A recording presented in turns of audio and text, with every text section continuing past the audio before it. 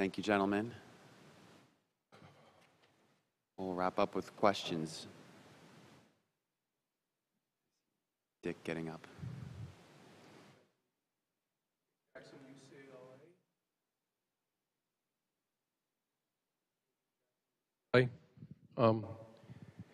If you visit upstate Maine, everyone will tell you the forest products industry is depressed because of those damn recyclers.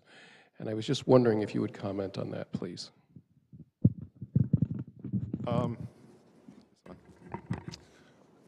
I think that recycling plays a major role in the paper industry. I don't believe it's what killed the paper industry. I believe what killed it was finding ways to do business cheaper overseas. It's been a major kind of heartburn of mine that what we are harvesting in this country, we're sending overseas to produce the lumber and the paper. But I think the recyclers, it's very important to do that. I think major opportunity there in Maine is the return to the potbelly stoves and start using pellets in those.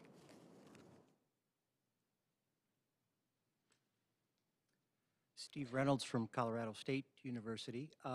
More of an observation than a question. Just thinking about the opportunities as you move forward with your initiatives.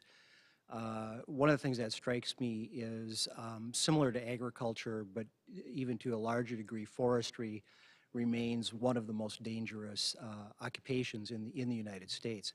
And the costs from an economic standpoint are not insignificant.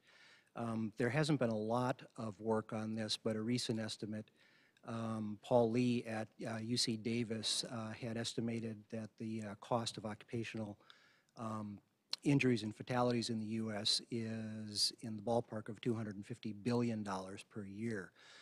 A good proportion of that actually is applicable or derives from agriculture and forestry in particular. So it's good to see your initiatives, and I just wanted to make the comment that I think there really is an opportunity to consider the workforce and those costs as part of that process moving forward. Yeah, thank you. I appreciate that.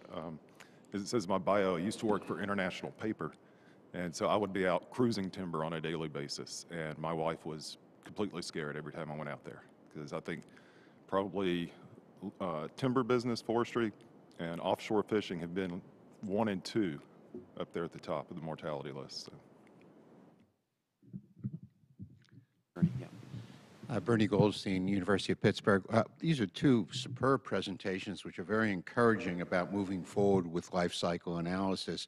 Both, Jason, from what you told us about getting this into something that's, if you will, has its own rules that everybody follows rather than initiated by anyone. And you mentioned the library, which is, again, a great thing. But I just wonder how are these working together? Will your library, for instance, have criteria which basically says unless you do this in such and such a way, you will not pass the quality that's needed to get into our library? Will it have some way of using the rules that Jason Hill has sort of told us about to improve life cycle analysis such that someone looking at the library can see whether or not this does match the criteria that are needed?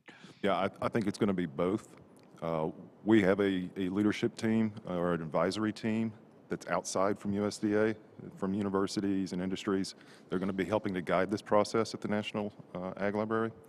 And then the other great thing about being a granting agency is we have a section there called Terms and Conditions. And we can basically tell you, if you want this money, this is how you're going to have to report, the standard of reporting you're going to have to meet.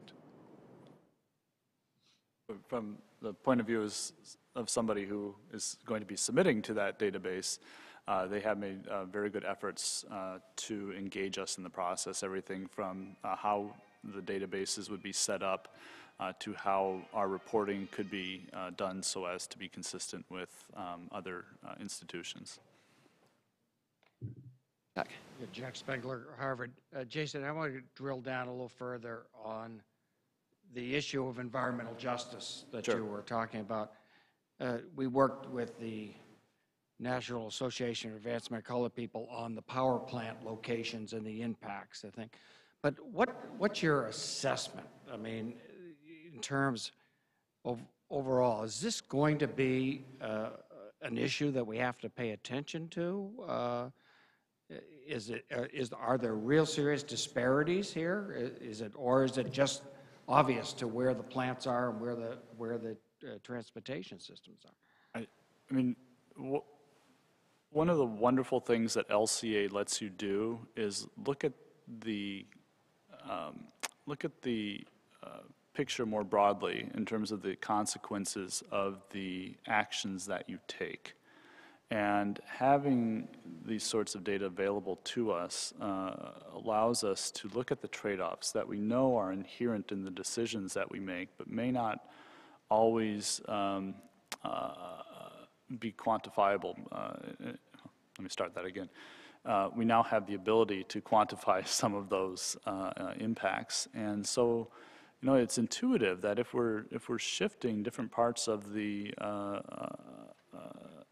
burden of these different energy sources or agricultural products or whatever we make or do from one part of the supply chain to another, that there are going to be different impacts. And if we're talking in the area of biofuels, of producing large amounts of these fuels in the upper Midwest and displacing fuels that would otherwise be produced in Texas and North Dakota and California, that there are going to be differences there as well. What this lets us do is understand the magnitude of those differences and whether they matter, whether they're a large part in the supply chain or, you know, as a result of market-mediated effects, and allows us then to target our mitigation efforts more effectively.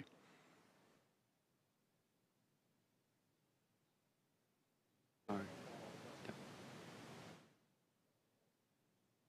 British Columbia, what is going to happen to this? What is the progression? The Crown has gotten very, very active over the past couple of years in trying to get in front of that issue, you know, because the bugs will continue to move. What happens to infected wood there? I don't know. We're dealing here in the United States with the same issue in the Central Rockies. A gentleman from Fort Collins is probably very aware of that. And the question here is, you know, how can we get use out of that wood? Because, you know, if it's been sitting there decaying for a long time and you have to truck it great distance somewhere, it's not feasible, economic feasible. All right. Thank you all for a great day. I guess the next move is tomorrow morning at 8 a.m. And one last round of applause for our speakers. Thanks, guys.